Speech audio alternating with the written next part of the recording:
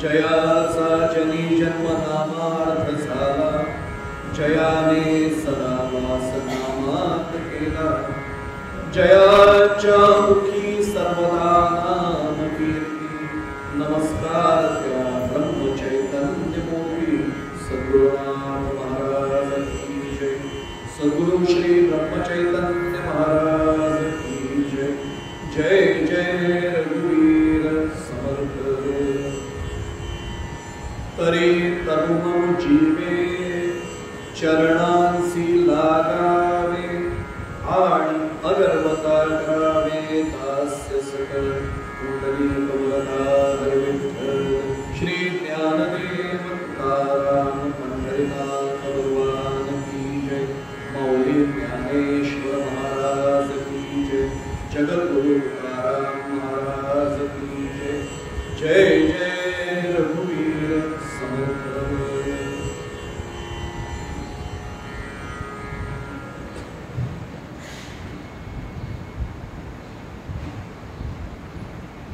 मधल्या अत्यंत पवित्र अशा या गणेश मंदिरामध्ये आयोजनात आलेली चातुर्मासानिमित्तची ही प्रवचन मालिका सद्गुरु कृपेने आणि माझ्या परमभाग्याने या मालिकेतले 2 दिवस माझ्या वाट्यात आले। त्यासाठी आम्ही सद्गुरूंच्या चरणी नतमस्तक होतो, गणरायांच्या चरणी नतमस्तक होतो। त्यांनाच प्रार्थना करतो की दोन्ही दिवसांची आजची आणि उद्याची प्रवचन सेवा आहे त्यांनी त्यांच्या चरणी रुजू करून घ्यावी। आपण सर्व नामस्वरूप मायबाप श्रोते आपल्या सर्वांचा चरण स्पर्श करतो, कृतीने शक्य नसलं तरी मनाने भावनेने आपल्या सर्वांच्या चरणी साष्टांग प्रणिपात करतो आणि सद्गुरूंना स्मरून थेट निरूपणाला प्रारंभ करतो। एक गोष्ट चांगली आहे की प्रवचनकाराच्या समोर डिजिटल क्लॉक ठेवलेले आहे, त्यामुळे वेळेची मर्यादा कुठे उल्लंघन होणार नाही याची काळजी आपोआप घेतली जाईल। आज शनिवार आहे आणि उद्या रविवार आहे, म्हणून आज शनिवारचा योग साधून मारुतीरायाच्या भक्तीचे आदर्श आहे अशी दास्य भक्ती आपल्या समोर त्याचं चिंतन सद्गुरु कृपेने जेवढं मांडता येईल वेळेची मर्यादा लक्षात घेऊन तेवढं मांडण्याचा प्रयत्न, आणि त्यासाठी ज्ञानेश्वरीतल्या 4थ्या अध्यायामधली ओवी आपल्या समोर 167 क्रमांकाची ठेवलेली आहे। माऊलींची ओवी आधी सांगतो आणि मग थोडासा पर्याय देऊन विषयात प्रवेश करूया। तरी तनु मनु जीवे चरणांसी लागावे, आणि अगर्वता करावे दास्य सकल। अगदी सोपा विषय। तरी तनु मनु जीवे, तन मन धन आपण नेहमी शब्द वापरतो, तन मन धनपूर्वक या कार्याला सहयोग करा, सहकार्य करा। माऊलीने धनाची नाही अपेक्षा केली, पण तरी तनु मनु जीवे असं म्हटलेले, त्याचा थोडासा चिंतन आपण 2 दिवसात करूच। पण चरणांसी लागावे आणि पुढचा भाग अत्यंत महत्वाचा, आणि अगर्वता करावे दास्य सकल। अगर्वता काका हा सर्वात महत्वाचा गाभाव खरं तर माऊलीने दास्यभक्तीचा उलगडून दिलाय। दास्यभक्ती होते अनेकदा, पण थोडासा अहंभाव येतो। आपण अशी सेवा केल्याशिवाय राहत नाही। 21 वर्ष आपल्याकडनं ही सेवा झाली, हा वाक्याचा भाग आला की ओळखायचा। आणि अगर्वता करावे दास्य सकळ अजून तिथपर्यंत पोहोचणंच झाले, खूप दूर आहे, त्याला कोसोमील दूर राहणं असं म्हणतो आपण, तसं झालं। आणि म्हणून खऱ्या अर्थाने चिंतन करताना एक एक शब्दाचं चिंतन आपल्याला करावं लागतं, हा त्यातला महत्वाचा भाग। मी एक मुद्दामून सांगू आपल्याला, शनिवारी मी मगाशीच उल्लेख केला, आणि त्यामुळे दास्यभक्ती म्हटल्यानंतर सर्वाधिक दास्यभक्तीचा आदर्श आमचे मारुतीराय जगद्गुरु ज्यांना म्हटलं गेले, असे आमचे तुकोबारे सुद्धा अभंगाच्या माध्यमातून शरण शरण हनुमंत तुझा आलो रामदूता, पण पुढे म्हणतात काय भक्तीच्या त्या वाटा मज दाबाव्या सोबत, म्हणजे भक्ती मार्गातला कळस म्हणून ज्यांना पाहिलं जातं असे विश्ववंद्य जगद्गुरु तुकाराम महाराज सुद्धा भक्तीच्या वाटा आम्हाला तू दाखव असं म्हणून त्याला शरण केले। आणि मग लक्षात येतं की यातली जी दास्य भक्ती आहे बोलायला सोपी आहे, पण बोलणाऱ्या मुवाला सुद्धा 1% पण ती जमेल अशी शाश्वती नाही। अशा दास्यभक्तीचं चिंतन घडणं आवश्यक। मी नेहमी उल्लेख करत असतो 2 मर्यादा असतात, एक वेळेची मर्यादा असते, कदाचित कृपावंत व्हाल आणि 5 मिनिटं मला वाढवून द्या। बुद्धीच्या मर्यादेचं काय करू, सद्गुरु कृपेने या जन्मात जेवढी बुद्धी राहण्याबाबत तेवढीच बुद्धी राहणार।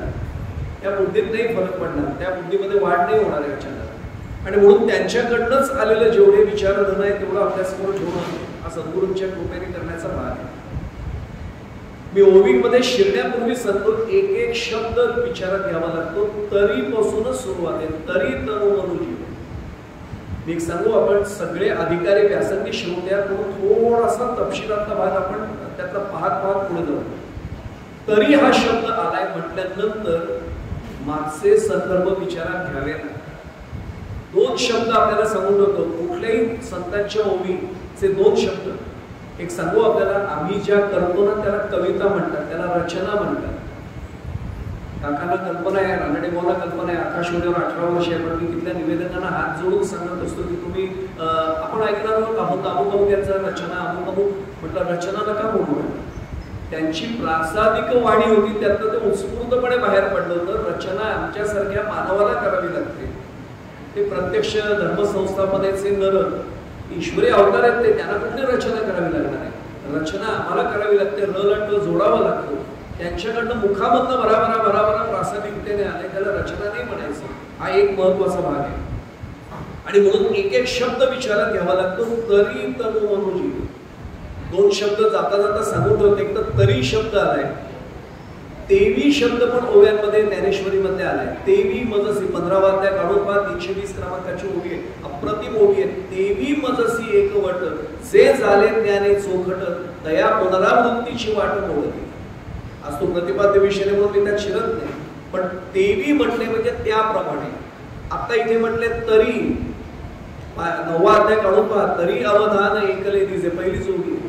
मग सर्व सुखासी पात्र होईजे हे प्रतिज्ञोत्तर माझे उघड ऐका माऊली म्हणतात. तरी म्हटलंय याचा अर्थ मागे जावा लागतो. किंवा याच 9व्या अध्यायामध्ये 501 क्रमांकाची ओवी जाऊन काढून पहा. म्हणून मृत्यू लोकी सुखाची कहाणी ऐकिजेल कवणाचा श्रवणी कैची सुख निद्रा अंतरुणी इंगळाचा. म्हणून म्हटले, तरी म्हटले, तेवी म्हटले याचा अर्थ मागे जाऊन आपल्याला धांडोळा घ्यावा लागतो. मागे जाऊन थोडंसं पाहावंच लागतं. नाही पाहिलं तर या ओवीचा संदर्भ नाही कळत. तसं तेवी मजसी एकवट मगाशीच म्हटलं 15व्या अध्यायात 320. थोडं मागे जाऊन पहा. 318 319 क्रमांकाच्या ओव्या काढून पहा. लक्षात असेल तर माऊलीने त्याला दृष्टांत दिले. आम्ही त्या नेहमी सांगतो, प्रपत्ती म्हटल्यानंतर जगद्गुरु तुकाराम महाराज आणि दृष्टांत म्हटल्यानंतर माऊली यांच्या इतके चपकन दृष्टांत सापडणं कठीण. माऊलींनी ज्या अर्थी म्हटले तेवी याचा अर्थ मागे जाऊन काहीतरी पाहावं लागेल. आणि मग लक्षात येतं, का लवणाची कुंजरी सुदलिया लवण सागरी होयचिना माघारी परत जेसी. लवण म्हणजे मीठ. रानडे भाऊ आमचे संस्कृत तज्ञ इथे बसलेत समोर, आणि त्यांच्या समोर मी एक मंजुषात हे शब्द सांगतोय असले. का लवणाची कुंजरी, कुंजरी म्हणजे हत्तीण, लवण म्हणजे मीठ. या मिठाची हत्तीण तयार केली. सुदलिया लवण सागरी, 750 वर्ष झाली या भाषेला आता माऊलींच्या. सुदलिया लवण सागरी, समुद्राच्या पाण्यात तिला लोटून दिले. होयचिना माघारी परत जेसी. ती परत येईल का? त्या हत्तीणीला मी पाण्यामध्ये सोडलं. नंतर लक्षात आलं, अरे अलंकार आणले होते, अलंकार घालून तिचं विसर्जन करायचं होतं. काढा काढा ती हत्तीण बाहेर. नाही येणार, कारण ती आता त्याच्याशी समरस होऊन गेली. होयचिना माघारी परत जेसी. पुढे बरीच उदाहरणं दिलेत. वन्नी जो यज्ञामधला आहे तो कसा वर जातो, त्याच्या ज्वाळा खाली येत नाही, त्या प्रतिपाद्य विषयाने शिरत नाही. पण मला काय सांगायचंय, हे सगळं जर विचारात घेतलं मग लक्षात येते 320 क्रमांकाची ओवी. तेवी मजसी एकवट जे झाले ज्ञाने चोखट. याप्रमाणे जे माझ्याशी एकवटतात, समरस होतात, त्यांची पुनरावृत्तीची वाट मोडली जाते. किंवा 501 क्रमांकाची ओवी. म्हणून मृत्यू लोकी सुखाची कहाणी. म्हणून म्हटलंय याचा अर्थ म्हणून तुम्हाला मी सांगतोय असं बजावतायत माऊली. थोडं मागे जाऊन पहा. 498 499 ओवे इतक्या अप्रतिम आहेत त्याच्यात. आगाविषाचे कांदे वाटून जो का रस घेईजे पिळूनी तया नाम अमृत ठेवणी जैसे अमर होणे.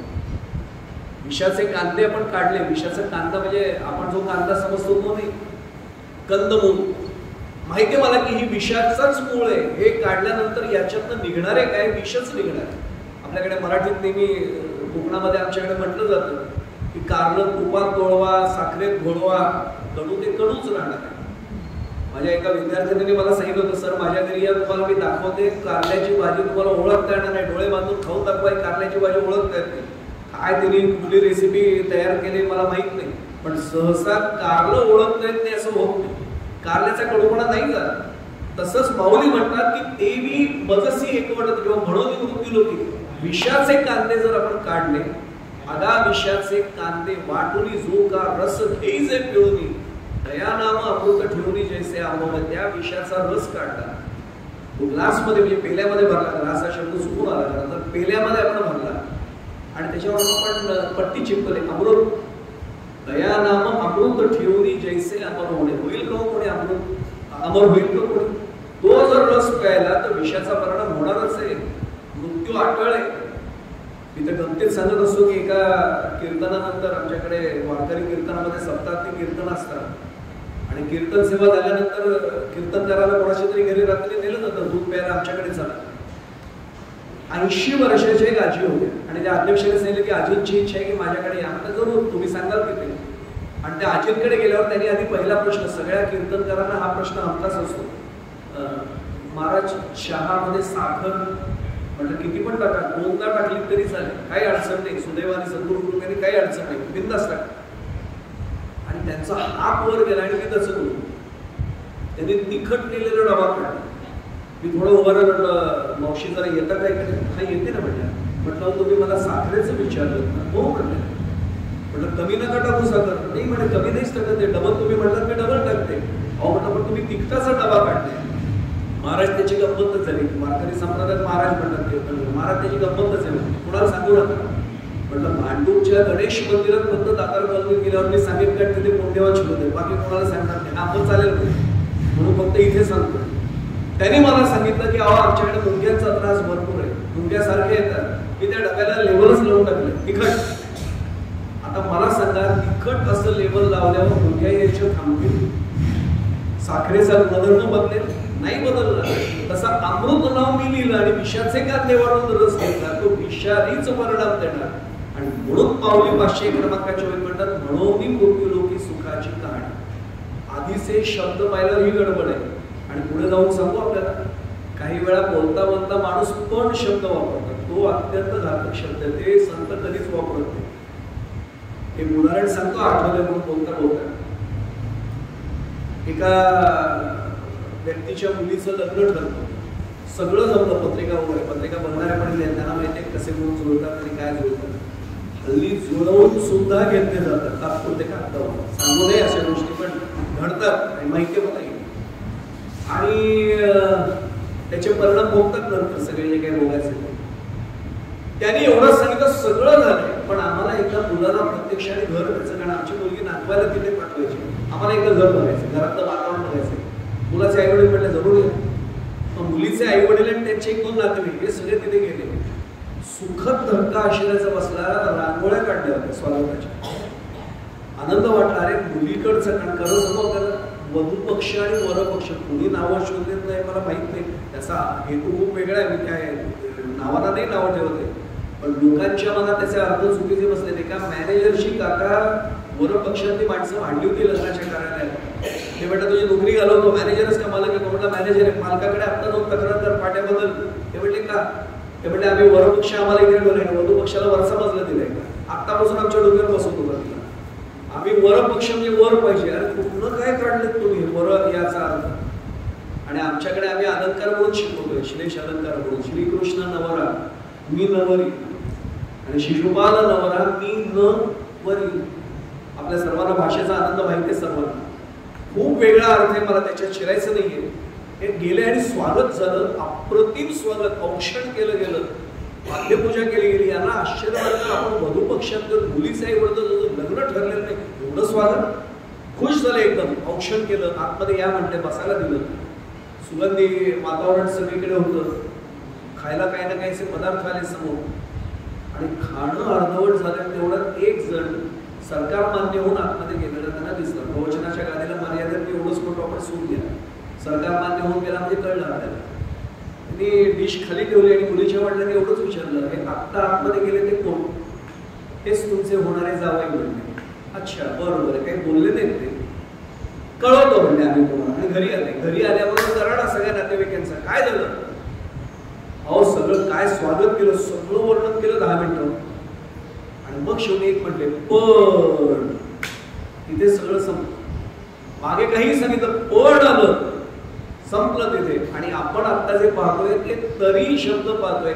तरी म्हटलंय याचा अर्थ मागे काहीतरी संदर्भ घ्यावाच लागतो आणि तो संदर्भ घेतल्याशिवाय ओवी कळणार नाही की तरी तरुमनु जीवे चरणांचे लागावे आणि अगरबत्ता करावे दास्य.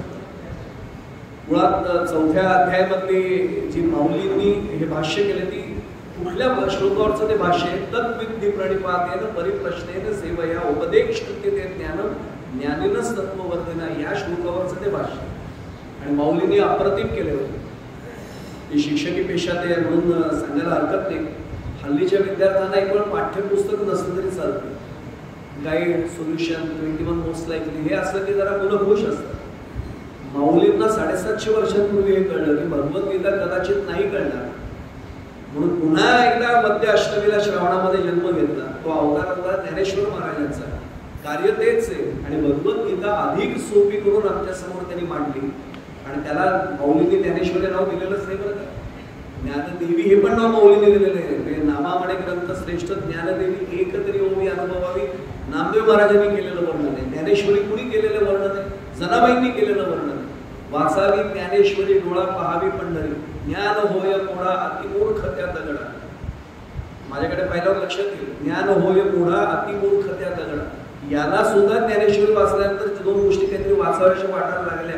याचा अर्थ मला एखादी प्रश्न विचारला होता का की तुमचा विश्वास आहे का, तुम्ही विज्ञानाचे शिक्षक, सायन्स मॅथ शिकवता, ज्ञानेश्वर महाराजांनी रेड्याच्या मुखातलं वेद बदवलं.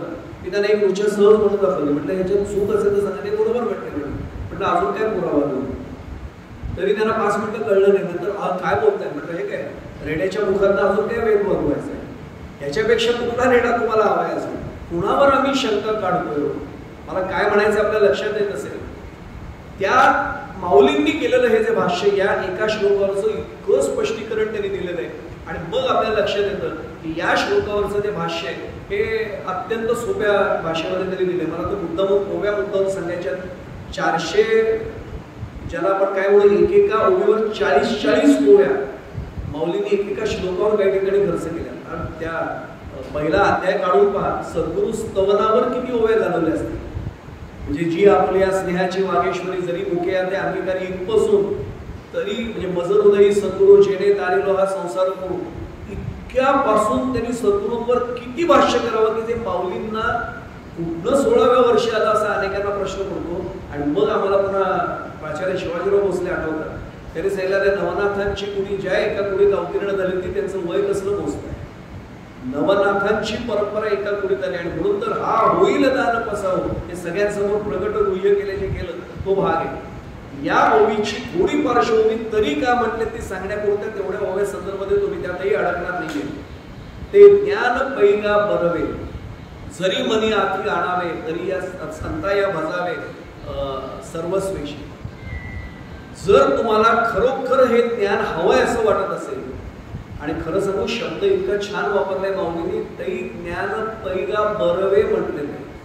माऊलींनी नुसतं ज्ञान शब्द सहसा वापरलेलं आहे बरं का. नुसतं ज्ञान केव्हा वापरले सांगू, नवल अहंकाराचे गोठी विशेष न लगे अज्ञानाचे पाठी, पण सज्ञानाचे झोपे कंठी नाना संकटी नाचते.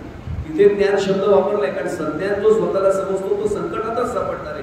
बाकीच्या ठिकाणी मगाशी सांगितलं 15व्या अध्यायातील 320 क्रमांकाची, देवी मदसी एकवटचे झाले ज्ञाने चोखट शब्द जोडलेत त्याला. तसे इथे सुद्धा ज्ञान पैगा बरवे म्हटलेले. जे ज्ञानाचा पुरठा तेथ सेवा हा द्वार वठ्ठा, तो स्वाधीन तरी सुभटा बोळतो. हा ज्ञानाचा पुरठा म्हणजे प्रत्यक्ष भांडार भरलेले. तुला हवंय ना ज्ञान, मग एक काम कर, ज्या सद्गुरूंकडनं तुला ज्ञान मिळणार आहे, ज्या संतांकडनं तुला ज्ञान मिळणार आहे, ज्या सत्पुरुषांकडनं तुला ज्ञान प्राप्ती होणार आहे, शरण जा त्यांना आणि अनन्य भावाने शरण जा, म्हणजे काम तुझं सोपं होईल. इतका भाग त्याच्यात सांगितलाय. आणि मग आपली ही जोडी आहे, तरी तरुण जीवे चरणांशी लागावे आणि अगर्वता करावे दास्य. मला 2 दिवस खरं मिळालेत काका. त्या 2 दिवसात या ओवीला न्याय देणं फार कठीण आहे. पण मी जाता जाता एक पुढच्या माझ्या मुद्द्याकडे जाण्यापूर्वी हात जोडून प्रार्थना करा, आपण सगळे अधिकारी श्रोते आहोत. ते मी खरं सांगू, मला एकाने विचारलं होतं की प्रवचन कीर्तनातलं काय मिळतं. मी एकच वाक्य सांगतो, एक तर सेवेची संधी मिळते, सेवेचं भाग्य मिळतं, एक आहे. पण आपल्यापेक्षा अधिकारी श्रोत्यांसमोर आपण परीक्षेला बसावं आणि त्यांनी आपलं ऐकावं, याच्यापेक्षा काय भाग्य कीर्तनकार प्रवचन करत असेल. आपल्या सगळ्यांचा अधिकार मला माहिती, मी तिसऱ्यांदा जवळजवळ इथे आलो असेल, त्यामुळे मला माहिती आहे आपल्या सगळ्यांची ज्ञानाची उंची माहिती आहे. मी हात जोडून सगळ्यांना सांगतो, घरी गेल्यानंतर ज्ञानेश्वरीतला 13वा अध्याय काढून पहा. नवविधा भक्ती आपण नेहमी सांगतो, श्रवणम कीर्तनम विष्णुस्मरणम पादसेवनम अर्चनम वंदनम दास्यम सख्यम आत्मनिवेदनम. ही नवविधा भक्तीची प्रल्हादाच्या मुखातनं सांगितले भागवतात. ही नवविधा भक्ती आपल्या सद्गुरूंच्या संदर्भात कशी करावी 13व्या अध्यायात माऊलींनी सांगितले. माऊलींची ही जी ओवी आपण पाहतोय, या ओवीत शिरतोय मी अजूनही, की तरी तनुमनु जीवे, म्हणजे किती माऊलींनी म्हणावं तनुमनु जीवे. आपल्याला एक सांगू, माऊलींनी म्हणालेत माऊली की माझी तुमच्या जी पूजेची उपकरण आहेत ती उपकरण मी व्हावं. हेही म्हणायला सोपे आहे, मी पण म्हणेन. फक्त एकच वाक्य सांगतो, हे मी म्हणेन काय एवढं माझ्या मनाला एकटा असताना मी विचारावं. सद्गुरू तुम्हाला टांगून जो खावा लागतो, विडा जो खावा लागतो, म्हणजे तुमच्या दाताखाली जो चावला जात आहे तो विडा मी व्हावा. इथपर्यंतही मी कदाचित माझ्यावर कृपा असेल तर मी म्हणेन. पुढचं वाक्य सांगू आपल्याला, विडा खाऊन झाल्यानंतर तुम्हाला जर थुंकावंसं वाटलं, ज्ञानेश्वरीतला शब्द सांगतो, त्याला तस्त म्हटलंय. ज्ञानेश्वरीतला शब्द तस्त आहे, म्हणजे आपण पिकदाणी म्हणतो हल्लीच्या भाषेत, फुंकण्यासाठीचं भांड. माऊली म्हणतात की ते तस्त सुद्धा मी व्हावं. खरं सांगू आपल्याला, म्हणजे सद्गुरूंचं समोर अधिष्ठान ठेवलेले ब्रह्मचैतन्य महाराजांच्या समोर उभं राहून खरंच मी म्हणतो आहे की तुम्ही विडा खाल्ल्यानंतर जो तुम्हाला खूप असं वाटलं तर ते भांड मी व्हावं, आहे माझी खरंच तयारी इथपर्यंतची. हे दास्य भक्ती सोपी नाही हो, हे दास्यत्व आहे. मी काय म्हणतो आपल्या सहज लक्षात आलं असेल, माऊलींनी इतकं 13व्या अध्यायामध्ये उत्कटतेने सद्गुरूंचं वर्णन केले. एकच फक्त मुद्दा सांगतो, पूर्वीच्या काळी विरहिणी असायच्या, कारण त्यांचे पतिराज एकतर व्यापारानिमित्त किंवा युद्धानिमित्त गेले एकदा ते 3 महिने 6 महिने कदाचित 9 महिने वर्ष यायचे नाहीत. परत माऊलींनी इतक्या वेगळ्या भाषेत सांगितलंय, विरहिणी का जैसी वल्लभाते, अशी मी वाट तुमची. हे सद्गुरूंना सांगितले. गुरुगृह जिये देशी 13वा अध्याय काढून पहा, तो देशूची वसे मानसी, विरहिणी का जैसी वल्लभाते. काय पेक्षा याच्यापेक्षा दास्यभक्ती माऊलींनी सांगावी की तुम्ही जरूर काही मी विरहिणी पतीची वाट जशी पाहिली तशी मी गुरुजी तुमची वाट पाहिली. आणि गुरुगृह जे देशी तो देशूची वसे मानसी, तोच फक्त देश माझ्या मनामध्ये असेल, बाकी माझ्या मनात कुठल्याच देशाला स्थान असणार नाही. पुढे जाण्यापुढे सांगतो, फक्त विषय निघाला तरी तनुमनु जीवेवर मी बोलतोय. महाराज प्रत्यक्ष श्री महाराज असताना, ब्रह्मचैतन्य गोंदवलेकर महाराज देहावतारात असताना, वाणी अवतार नाही म्हणत मी, देहावतारात असताना एका शिष्याने त्यांना प्रश्न गोंधळत विचारला. नमस्कार झाला, सगळं झालं, आणि त्यांनी पटकन विचारलं, महाराज पंढरपूर पण जवळ आहे, तुळजापूर पण जवळ आहे आणि अक्कलकोट पण जवळ आहे, मी तीर्थक्षेत्र करावी म्हणतो इथपर्यंत आलोय, तर आधी कुठलं करणं चांगलं हो? महाराज हसले. ते म्हटले, कुठलं पहिलं आणि कुठलं दुसरं हे नसतंच, पण एकच विचारू करे, गोंधळात आलास, भेट झाली आपली, अजून समाधान झालं नाही करे मनाचं? खरं सांगू आपल्याला, एक साधा दिसला प्रश्न आहे, अजून समाधान झालं नाही करे मनाचं, तरी तनुमनु जीवे याच्यावर बोलणारा बुवा याला सुद्धा कळलं पाहिजे की मी गोंदवलेल्या गेल्यानंतर सुद्धा मला 4 ठिकाणी अजून फिरावीशी वाटत असतील, तरी तनुमनु जीवे चरणांचे लागावे झालंय का? इथपासून चिंतनाचा भाग सुरू होतो. आम्ही चिंतन करत नाही बरं का, चिंताच जास्त आम्ही करतो.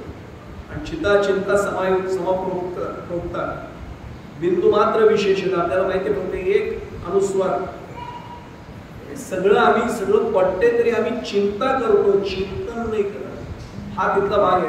तुकाराम महाराजांचं प्रमाणे बरं का, की म्हणून लाहो करा काळ सारा चिंतने. आम्ही काळ सारा चिंतेने करतो, चिंतने घालवत नाही.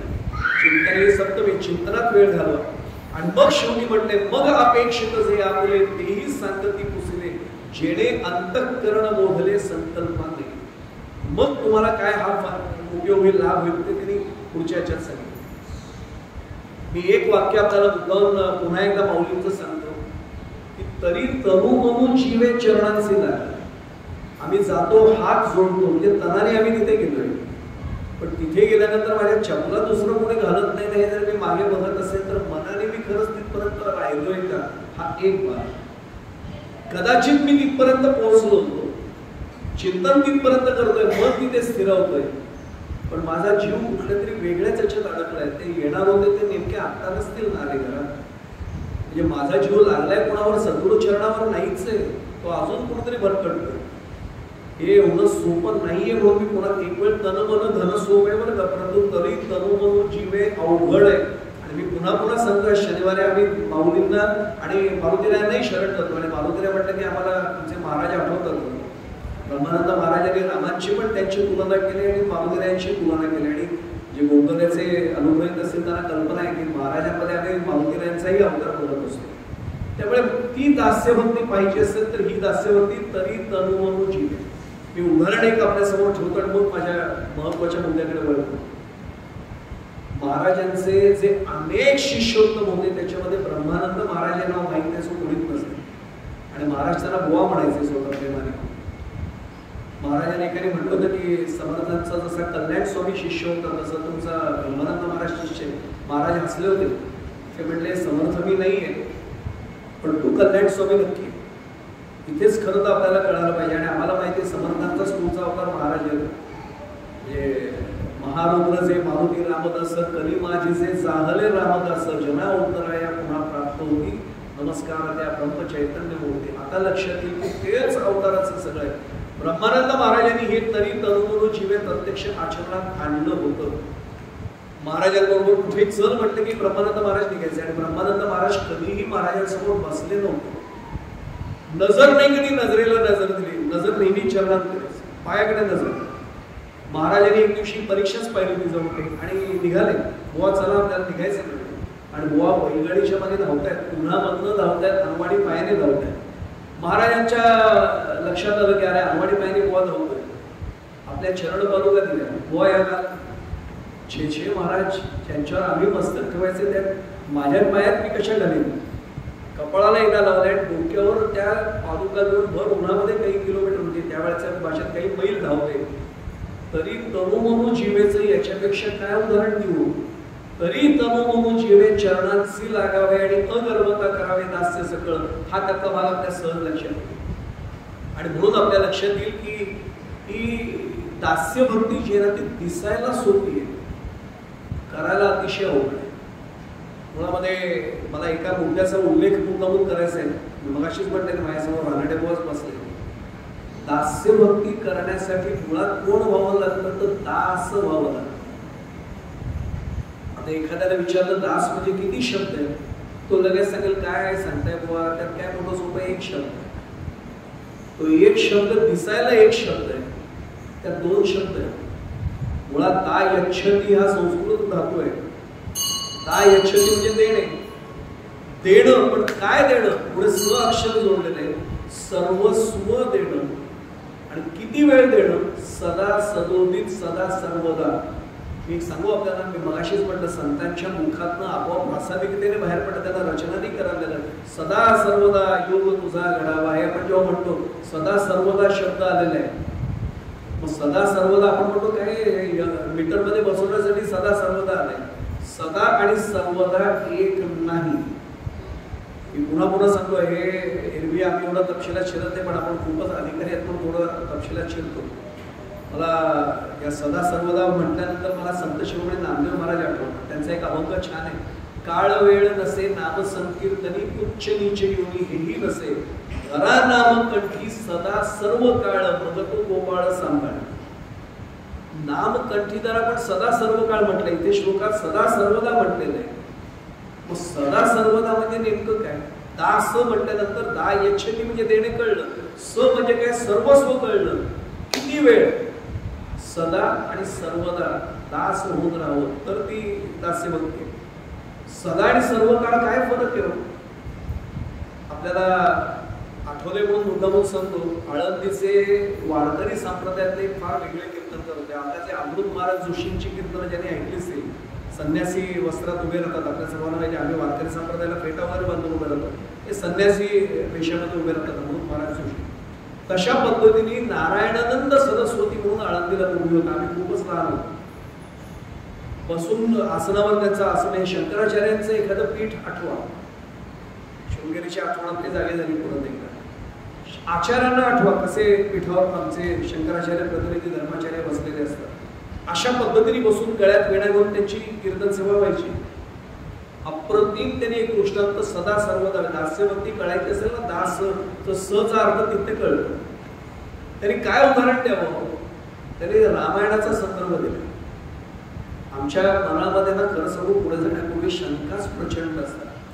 आम्ही गमतीत सांगतो आमच्याकडे आता तो दिलीप प्रभावळकरांमुळे दशावतार चित्रपट जास्त आम्ही त्याला खेळे म्हणतो. आमच्याकडे कोकणातले कोण असेल त्यांना कळेल. दशावतार हा शब्द आहेच पण आम्ही त्याला खेळे म्हणतो. की खेळे असताना आम्ही लहानपणी घाबरायचो कोणाला, तो संतासुरी यायचा ना उडी मारत. आम्ही आजीचा हातच धरायचो किंवा आईचा हात धरायचो. आई आई काय तो आला बघ, आणि ते मुद्दाम लहान मुलांची तिथेच उडी मारायची. आपल्याला समाजाने आम्ही लहानपणापासून खेळ पाहिल्यात त्यांना तो आनंद माहितीच आहे. आमच्या मनात तो संतासूर नाही, पण शंकासूर जन्माला आल्यापासून म्हणजे आम्हाला जेव्हा वाटतं आम्हाला काही समजायला लागलं तेव्हापासून तो शंकासूर असतोच.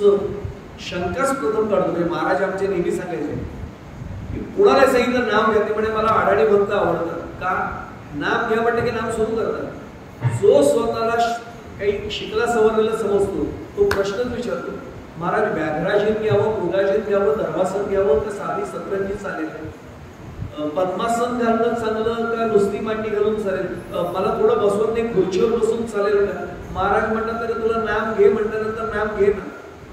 तू शंका घेण्यानंतर 10 दिवस घालवतोय. झोपेत नाम घेऊन चालतं, झोपून घेऊन चालतं का, आंघोळ केल्यावरच घ्यावं लागतं. किती शंका काढतोस. शंका सुद्धा आम्ही भरपूर जन्माला आलेलो.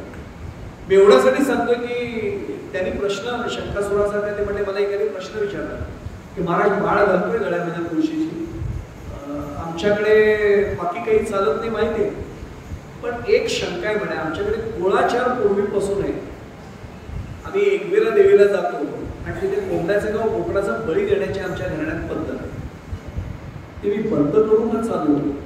आम्ही तर खाणार नाही. आता बाळ घातले आमच्या कुटुंबामध्ये काही विषय आमचा बंद आहे.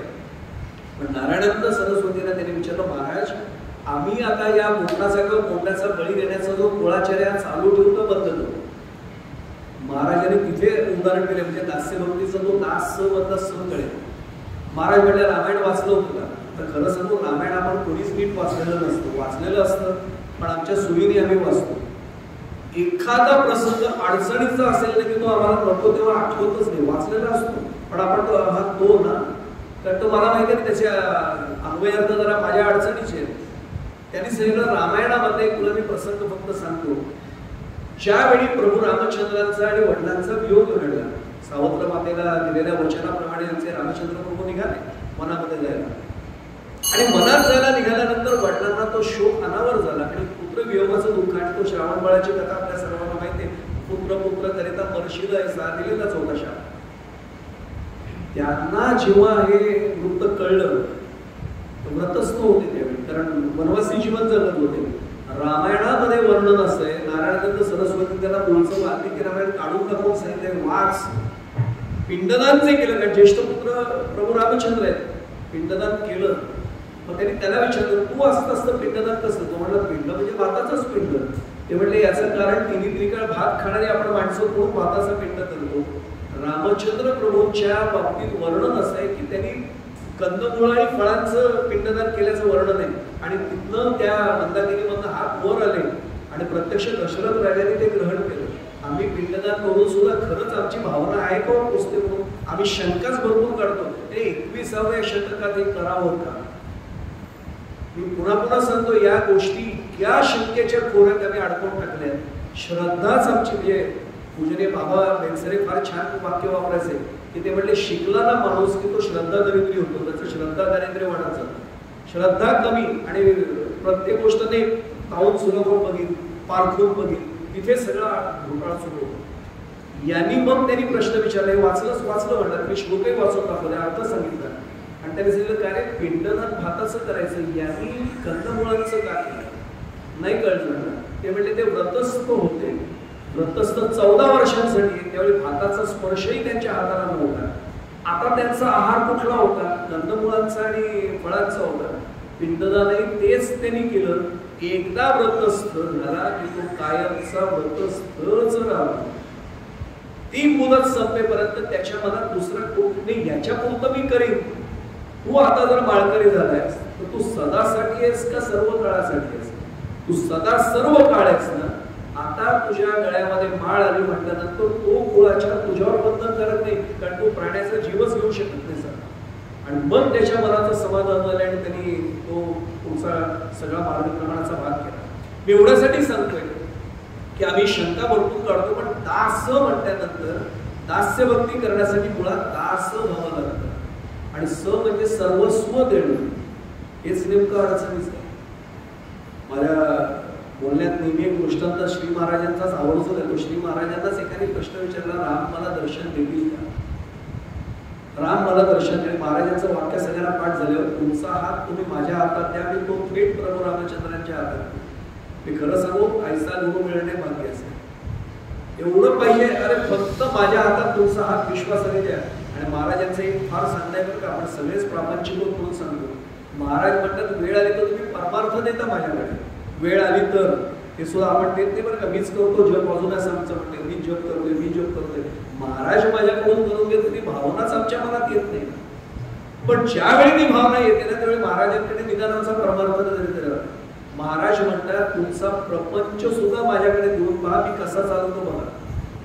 आणि खरं सांगू, इथे बसलेले अनेक जण अधिकारी आहेत, त्यांना अनुभव आला असेल की खरंच प्रपंच सुद्धा महाराजांकडे सुपूर्द केला ना, चिंता करण्याचं काहीच कारण नसतं. लहान मुलाला एवढंच कळतं, आपलं बोट आईच्या हातात दिलं की रस्त्यात गाड्या होतो, घोडे होतो, आपल्याला काळजी करायचं कारण नाही.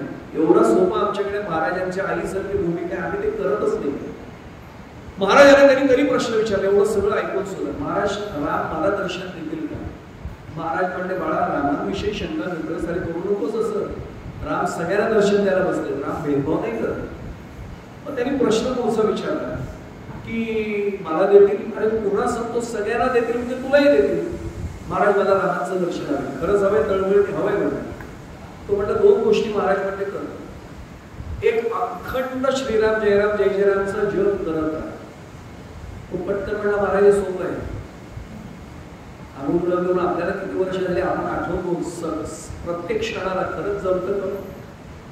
मी पुढे जाण्यापुढे सांगू, नाथ महाराजांनी किती वेगळ्या पद्धतीने सांगितलं, रती सुखाच्या प्रसंगी सुद्धा नाम आठवतो.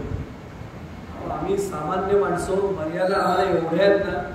साहेब समोर असेल आणि एखाद्याचा साहेब कडक असेल, एखादा ऑफिस आठवत ना, आणि साहेब चिडलेला असेल, श्रीराम जयराम जय जयराम कदाचित बोलली जाऊ नये म्हणून आठवेल, पण साहेब कौतुक करायला लागले, खूप चांगलं काम आहे तुमचं, तुमचं नाव प्रमोशनच्या लिस्टसाठी मी गेलं, श्रीराम जयराम जय जयराम, साहेब धन्यवाद मनापासून, असे साहेब पाहिजे. आता राम रातात बाजूला आणि फक्त साहेब पुराण सुरू होतं आमच्या मनात. आमच्या मनात कायम तो तरी म्हणतोय महाराजांना, महाराज सोपं काम आहे, अखंड नामस्मरण करीत.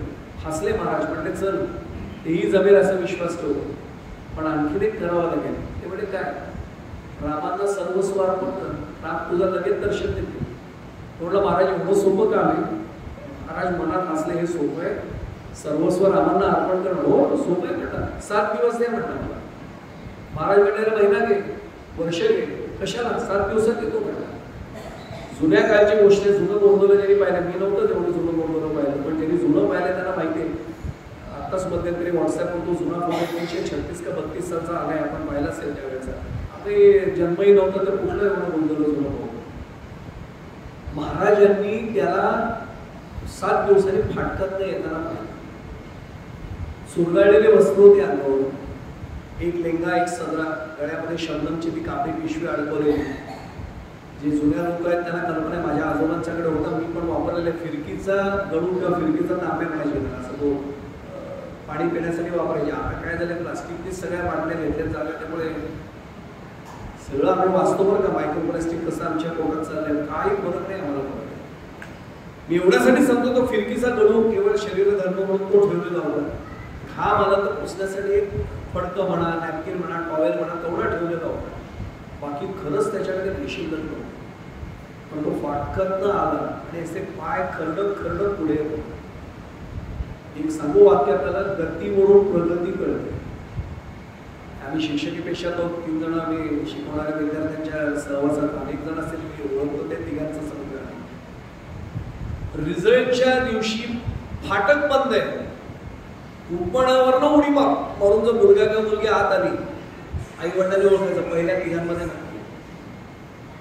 आणि फाटक उघडे तरी पाय खरडत खरडत आला ओळखायचं शेवटच्या तिघांमध्ये नव्हते. गती म्हणून प्रगती करते. महाराजांच्या लक्षात आला पाय खरडत आले. हळूहळू हळूहळू येत होता मागेच बसला. महाराज आधी काही बोलले नाही. सगळे पुढचे शिष्यांचं बोलणं झालं. त्याला फोन केली येणार आहे पुढे. मान वर करायला दर्शन घेतलं आणि मान खाली. महाराज त्याला विचारलं बाळा काय झालं, बाळा काय झालं.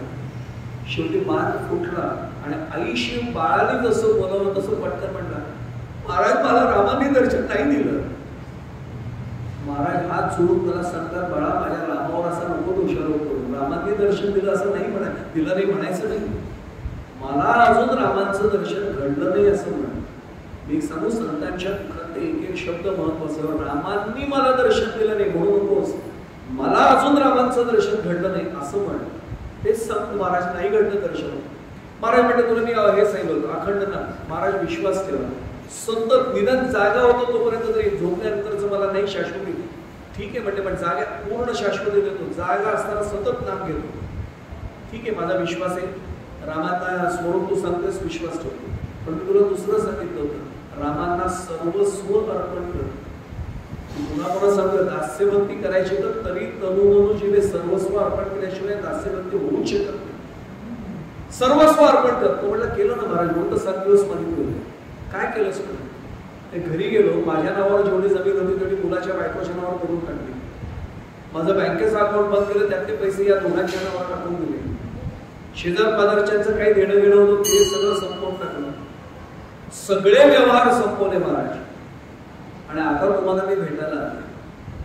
तुमचं वाक्य माझ्या हात जोडून प्रार्थना आहे. महाराजांच्या मुखातलं वाक्य. महाराज म्हणते अरे एखाद्या फुलपात्रामध्ये पेल्यामध्ये आपण पाणी भरून ते पोचलं तर तरी आपल्याला वाटतं ते भांडं रिकामं झालं. पाण्याचे काही थेंब आत चिकटलेले राहतात बरं.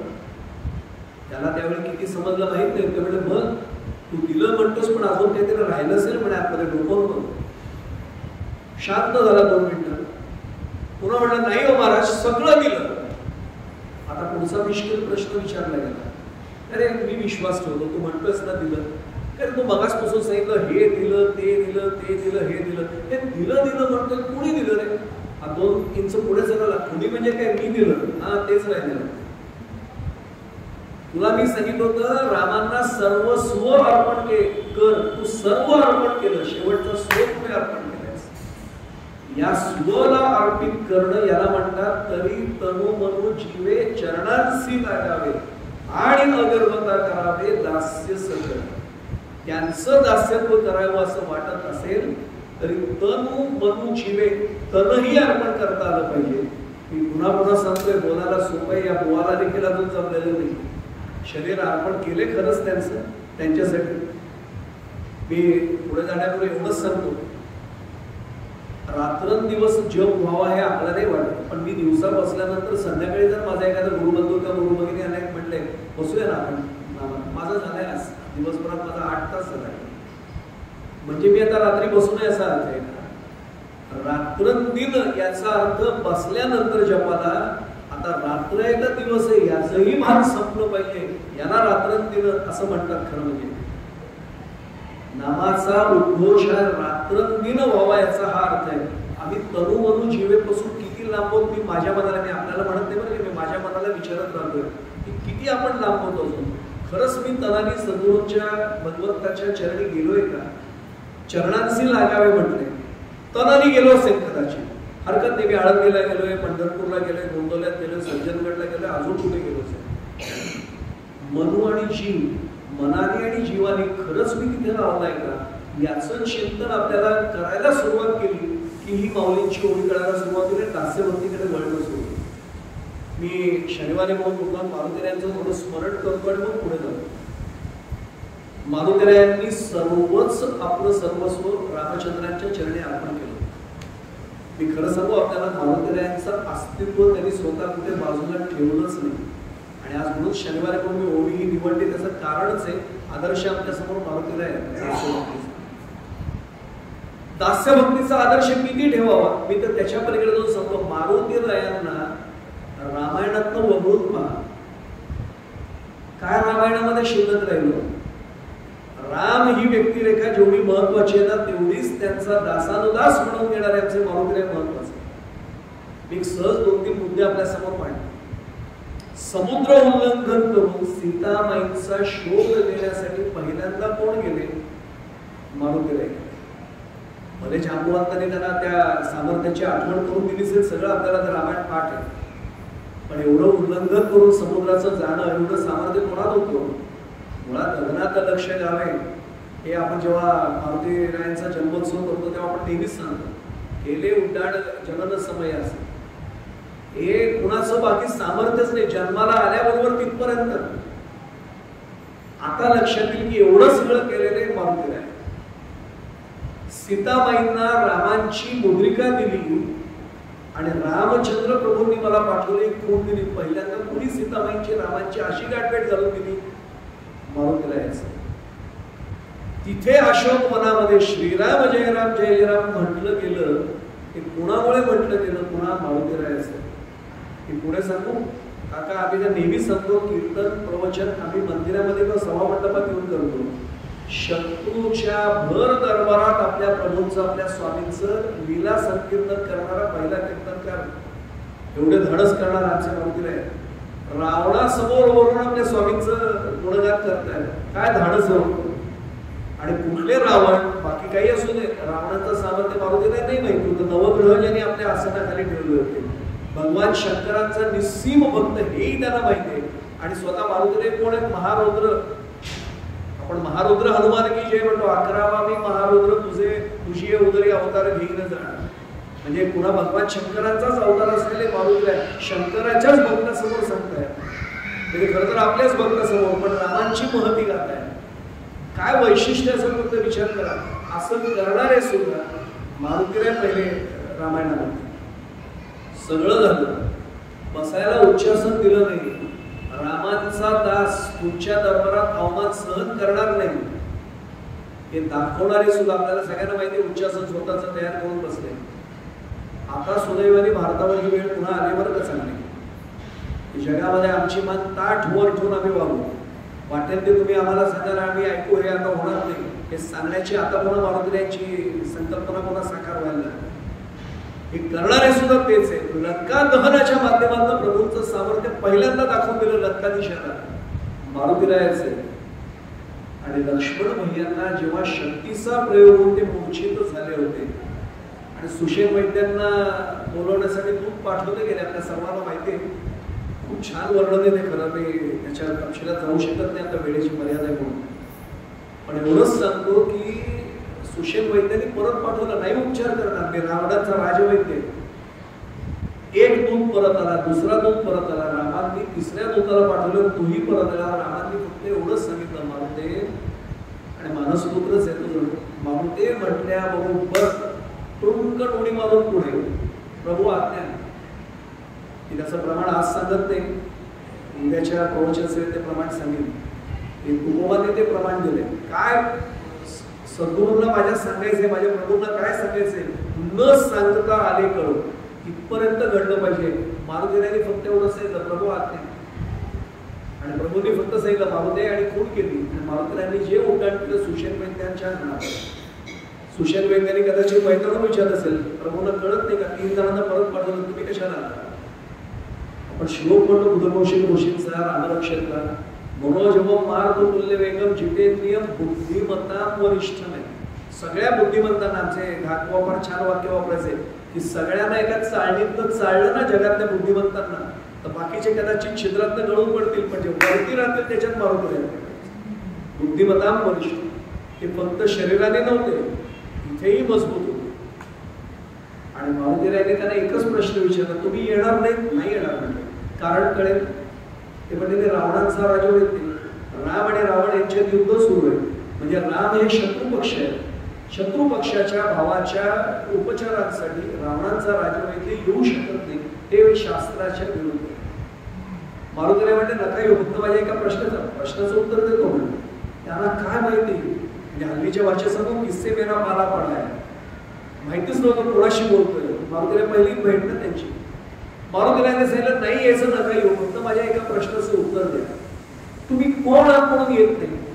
किती वेळा सांगतो म्हणते मी, राजवैद्य रावणाचा म्हणून येत नाही. ते म्हणजे राजवैद्य तुम्हाला कोणी देत नाही, म्हणजे रावणाने दिले. मग रावणांनी तुम्हाला राजवैद्य का नेमलं हे मला कळेल का नेमलं काय माहिती. वैद्य म्हणे मी चांगला वैद्य म्हणून त्यांनी मला राजवैद्य. अच्छा म्हणजे वैद्य तुम्ही आधी होता.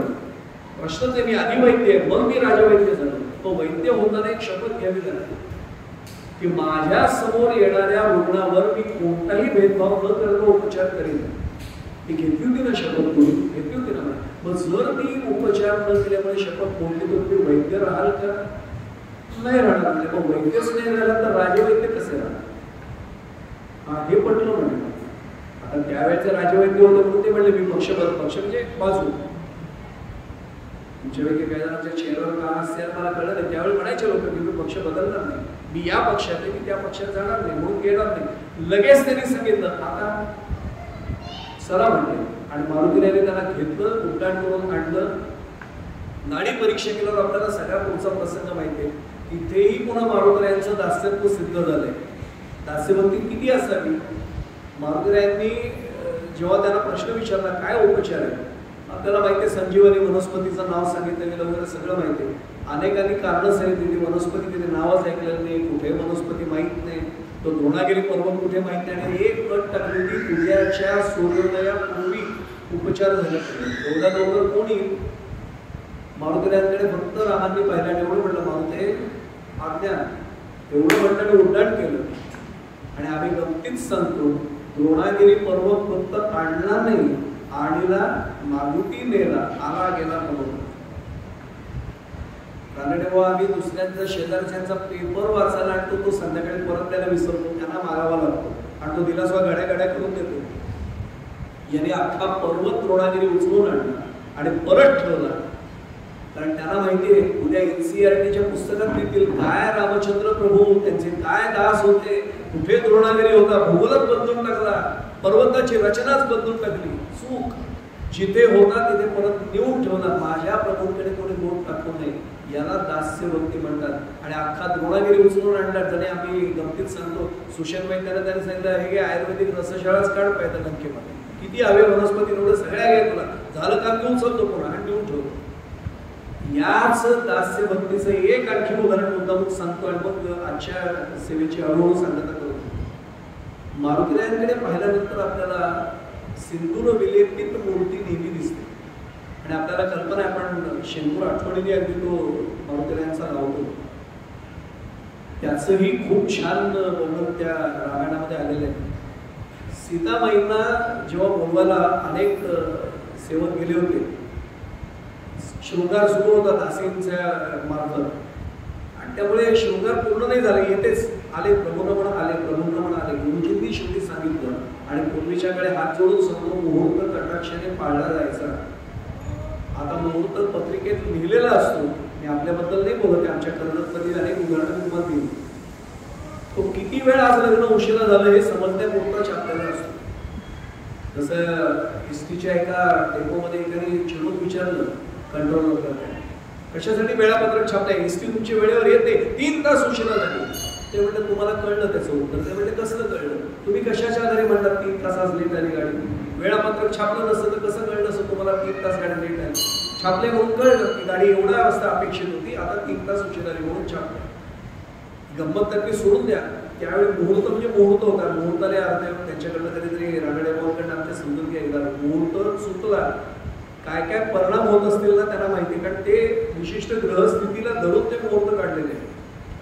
आणि मारुतीरायांना शेवटी सांगितलं गेलं मारुती. आणि मारुतीराय आले हो अगदी ज्याला काय मानस पुत्रच. आणि इतका तो बालब्रह्मचारी पटकन आला आणि तो शृंगार चालू होता आणि सगळं जवळजवळ झालं होतं.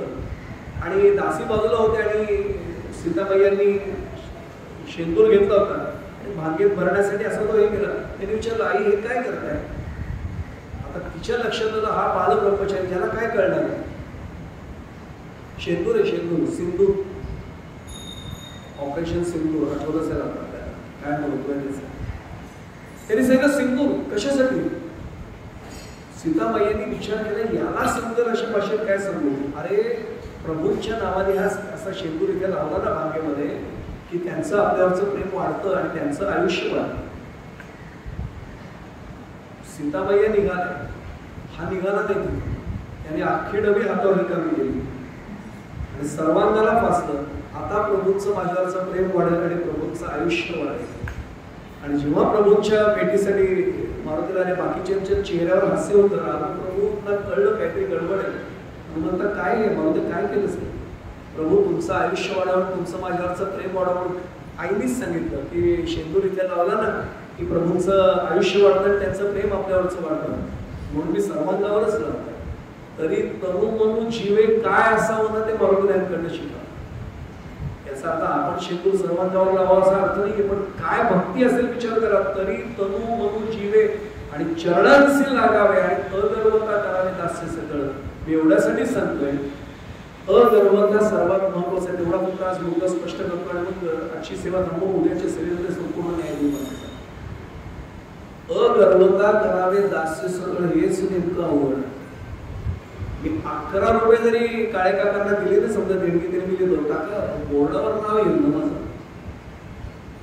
आपण गुरुद्वारात कोण कोण गेलेत मला माहित नाही. गुरुद्वारात जाऊन पाहणे एक वेगळी पद्धत आहे. तिथे एक अशी हंडी ठेवलेली असते आणि जे गुरुद्वारामध्ये येणारे त्यांचे शीख भक्त जे असतात ते गुरुद्वारामध्ये, ते कुणालाही काही न कळू देता सगळं त्यात होतं. नांदेडचं मी नाव घेऊन सांगतो, नांदेडच्या सचखंड गुरुद्वारामध्ये मी होतो आणि अमृतसरच्या सुवर्ण मंदिराच्या पाठोपाठ त्या शीख धर्मामध्ये शीख पंथात करतं त्यांचं त्या मंदिराचं त्या गुरुद्वाराचं वैशिष्ट्य आहे, त्याचं महत्व आहे.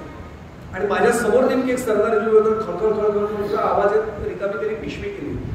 मला काही कळे ना, म्हटलं आपल्या देवळात असं कधी एवढा आवाज येत नाही. यांच्याकडे अक्षरशः 1.5-2 मिनिटं आवाजाचा येत राहतो. की मागेच उभा होतो. म्हटलं हात जोडा. त्यांनी पटकन पायलट समजले. हाजी म्हटलं गलत न समझना, मैं पूछ सकता हूँ ये क्या आपने किया? अरे आपने देखा? देखा तो नहीं लेकिन आवाज सुन. त्यांनी एवढंच सांगितलं, शीख आहात का तुम्ही? म्हटलं नाही. म्हटलं आता तुम्हाला समजा शीख असतात तर नसतं सांगितलं, फक्त हे म्हणे ऐका आणि मी सोडून जा. भगवंतानीच मला दिलं होतं, ते साहेबजी म्हणतात ते त्यांनी दिलं होतं. वाहेगुरु असं ते म्हणतात, वाहेगुरुने जो दिया तो अर्पित किया.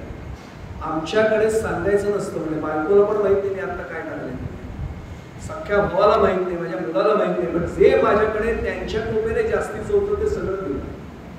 आणि मग आपल्याला कळतं की आपल्याकडे म्हणतात या हाताने केलेलं दान त्या हाताला समजू नये. मी 1 रुपयाचं नाणं सुद्धा पेटीत टाकताना असं बघून बघून जोरात टाकताना आवाज येईल असं टाकतो. आणि आपल्याला हे सांगतात की सख्या भावाला कळू नये, बायकोला कळू नये.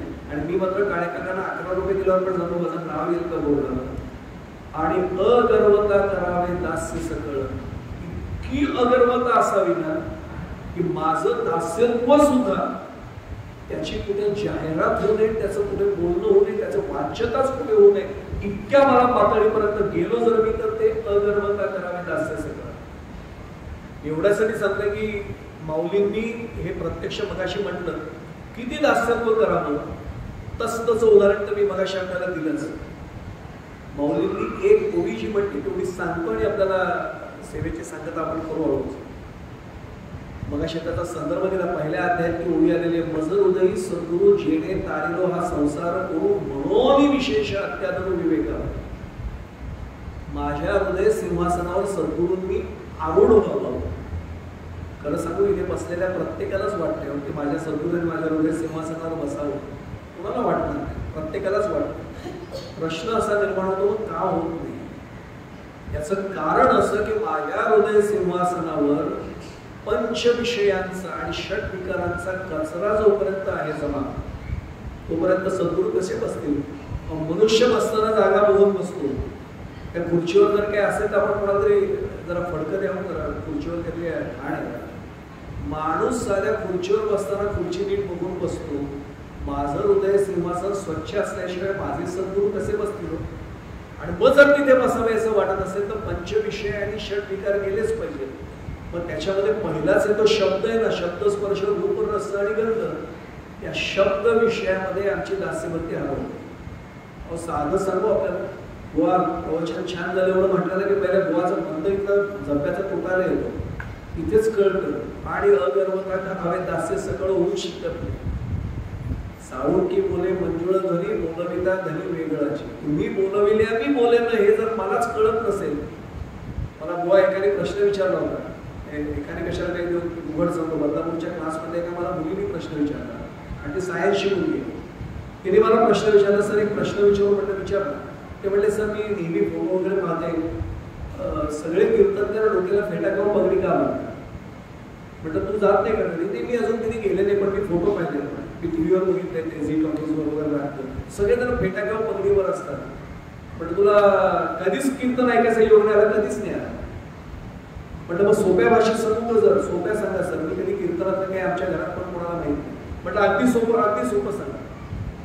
तिला म्हटलं काय, आम्ही म्हटलं पाकिट घेतो, म्हणजे आमच्याकडे काही काही म्हटलं 50,000 रुपये घेऊन एका नवदा अहंकाराचे उज्ज्वल प्रवचन करते, 50,000 घेऊन जातील त्याला. पण सांगताना जो म्हणतो नवद अहंकाराचे बुद्धी विशेष न लगे अज्ञानाचे पाठी, सज्ञानाचे झोंबे कंठी नाना संकटे नाचवे, त्याच्या डोक्यातला अहंकार नावाचा राक्षस वर यायला बघत असतो. पण 2 तास निदान कीर्तनाच्या कार्यावर असताना त्याला दाबून नको ठेवायला, म्हणून म्हणतात बेटा बांधण्याची पद्धत आहे की बेटा बांधला की त्याला येऊन नाही द्यायचं, कीर्तन संपेपर्यंत तरी आत ठेवतात, मग आला बाहेर ते येऊन दे, तू आणि सद्गुरू ते बघतील काय. आत्ता तरी श्रोत्यांच्या समोर नको आहे. तिने पुढचा अडचणीचा प्रश्न विचारला, सर ते एक जुने कीर्तनकार पंढरपूरचे, तिला धुंडा महाराज नाव नाही सांगतात, पण म्हणे आमच्या घरी त्यांच्या आजोबांकडे फोटो होता ब्लॅक अँड व्हाईट. म्हटलं मग ते त्यांचा फेटा एवढा मोठा आहे, तुमच्या सगळ्यांचा बारीक का असतो. म्हटलं जेवढी बुद्धी तेवढा फेटा. आणि खरं सांगू, हात जोडून माझ्या वडिलांनी सांगितलं सांगतो, मी त्यांचं फक्त 3 वेळा दर्शन घेऊ शकलो, पाया डोकं ठेवता आल्या त्यांच्या. पण मी काही चातुर्मासात 4 महिने काका पंढरपूरला नाही जाऊ शकलो. माझ्या वडिलांनी त्यांचं ऐकलेले प्रवचन 4 महिने एका शब्दावर त्यांचा चातुर्मास चालायचा. काय बुद्धी असेल विचार करा. आम्ही नेहमी सगळ्या श्रोतांना सांगतो, हे करता ऐका, आम्हाला नका सांगू एका शब्दावर घेऊन चातुर्मास करा. त्याचं पुन्हा कधी भांडून नाही येण्याचं नाव नाही आम्ही. एका शब्दावर 4 महिने शक्यच नाही. एकेका शब्दावर चातुर्मास. आता लक्षात येईल फेटाचा आकार त्यांचा का. पण तरी सुद्धा धुंडा महाराजांचं वाक्य सांगतो म्हणजे ही उभी कळेल. धुंडा महाराज कर्जतला येऊन गेलेले, त्यांना जेव्हा माझे वडील सांगायचे, दुकान म्हणायचे महाराज खूप छान झालं, हसायचे. ते म्हटले खरंच छान झालं, याचा अर्थ पांडुरंगाची माझ्यावर आज कृपा झाली. हे धुंडा महाराजांनी म्हणावं, आमच्यासारख्याने काय म्हणावं. ते म्हटले खरंच छान झालं म्हणे. ते म्हणायचे आज म्हणजे पांडुरंगाची कृपा झाली म्हणे. आता लक्षात येईल की अगर्वता करावे दास्य सगळं. आमची अगर्वता जोपर्यंत संपत नाही, दास्यत्व होईलही कदाचित, पण अगर्वता करावे दास्य सगळं. इथे जाण्यासाठी नेमकं काय मार्ग आहे, तो गर्व का जात नाहीये. मी करतोय असंच मला अजून का वाटतं, या देहाने मी सेवा करतोय असं नेमकं का वाटतंय. अडचण कुठे येते, अडचणीचं फक्त स्वरूप सांगतो. समस्या नेमकी काय त्याचं स्वरूप तपशिलात उद्या पाहू. आणि नुसती समस्या नाही सांगणार, मी पण विज्ञानवालाच आहे. समस्या सांगितलं की त्याचं निराकरणाचा उपाय द्यायला लागेल.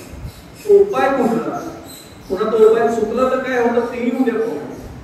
आणि मग योग्य उपाय कळला की आमच्याकडे आणि अगर्वता करावे दास्य सगळं सहज होऊ शकते.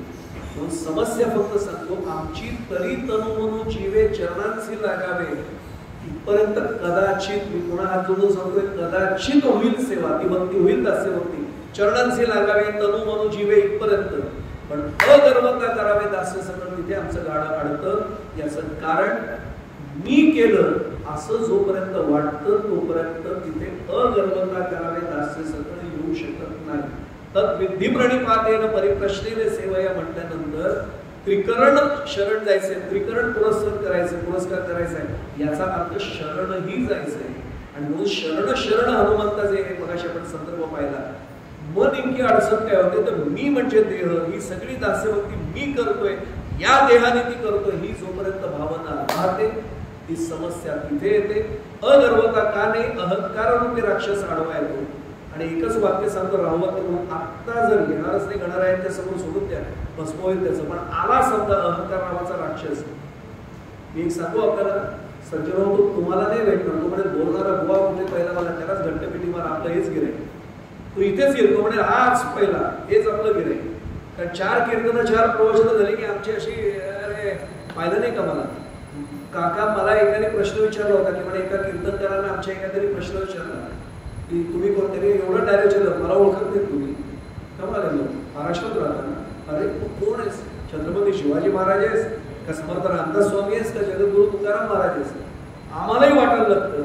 आणि आम्हाला जर कोणी प्रश्न विचारला, महाराज तुमचा परिचय, मी 12 पारी बायोडेटाच हातात काढून देतो, त्या बायोडेटाला वरती 0 किंमत आहे, याला अगर्वता म्हणत नाही. तो एवढंच बघतो माझं नाव किती वेळा तू घेत असतो, तुझा बायोडेटा. आणि ही अगर्वता अशी स्थिती येऊन दास्य करावं असं वाटत असेल तर नेमकं काय करावं? त्यासाठी जगद्गुरू तुकाराम महाराजांनी एका अभंगाच्या माध्यमातून सेवकाला कोणती आज्ञा सांगितलेली आहे, स्वामींच्या बद्दल त्याची भावना कशी असावी, त्याही अभंगाचा संदर्भ उद्याच्या प्रवचन सेवेत आपण घेऊया.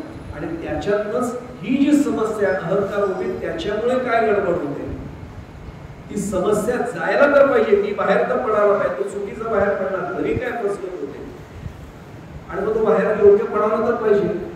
तो कसा बाहेर पडला पाहिजे त्याचंही चिंतन तपशिलात उद्या जरा करूया. त्यामुळे आजच्या विषयाला इथेच घड्याळाकडे पूर्ण देतो.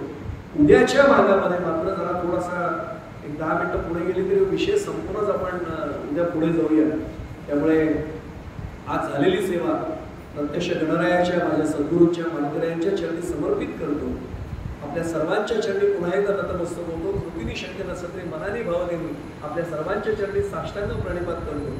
माझ्या अत्यंत विनम्रपणाने आपल्या सर्वांच्या चरणाशी एक प्रार्थना आहे, कृपावंत व्हा आणि आशीर्वादाचे दोन्ही हात माझ्या मस्तकावर कायम ठेवा, ही प्रार्थना आपल्या सर्वांच्या चरणी करतो.